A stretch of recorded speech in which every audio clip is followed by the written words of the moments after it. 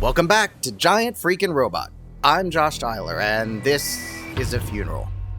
A funeral for the movie most responsible for the existence of this channel, and for a sci-fi franchise which almost was, but never really happened. And it's all Disney's fault, because Disney has never known what to do with Tron, and now they don't have to. Tron Ares is a franchise killer.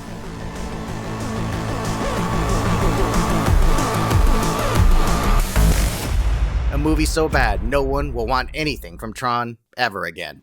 Before Ares, if Tron was anything, it was a vibe. A totally unique aesthetic set to some of the most interesting and exciting music possible. Ares looks like a boring pile of nothing on screen, and the soundtrack sounds like it's made up entirely of electronic fart noises played in various tones.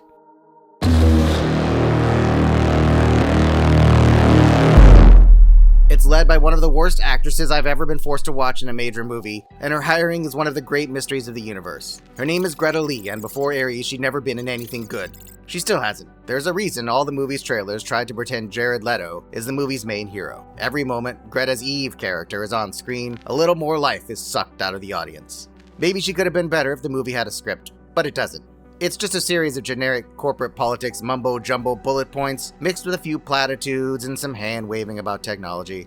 None of it means anything. There are other characters in the movie. There's her Mexican sidekick, Seth, whose only personality trait is that he likes burritos. There's also her Indian male helper, AJ, who, like our lead, has no personality.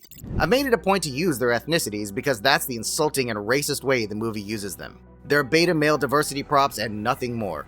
It's despicable. The other key player is Jared Leto as Ares. He's the most interesting thing about the movie, which is like saying the taste is the most interesting thing about paste. He poses, looks pretty, and convincingly delivers terrible dialogue about nothing. The look of the movie is divided into two halves. There's the real world, which is a basic, generic city and an office building with some cubicles. It's so blandly conceived that when light cycles leave the game grid and appear in the real world, they suddenly seem stupid and boring. The other half is the computer world, which, for this movie, is limited to some vague black, red vomit off in the distance, and a single red room Jared Leto stands around in while a floating head shouts at him. There is a single action scene in the computer world, but it involves a jet ski chase on a river, which is basically the last thing you'd ever want to see in the computer world, especially when it looks like it was shot in front of a blue screen left over from the 90s. The only visually interesting scenes in the entire movie happen when Ares briefly enters the 1980s version of the Tron computer world. It looks exactly as it did in the original movie, and compared to the garbage of everything else in Tron Ares, it's beautiful, and a welcome respite from the movie-by-committee look of everything else.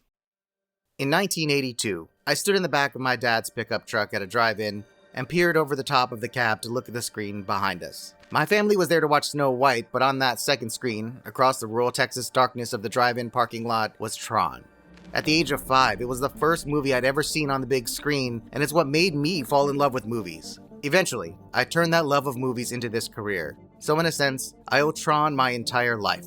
Thank you to everyone involved in that first movie. Steven Lisberger, the brilliant writer and director, Wendy Carlos, the movie's genius composer, Jeff Bridges and Bruce Boxleitner, two of the most charismatic and interesting actors of their time.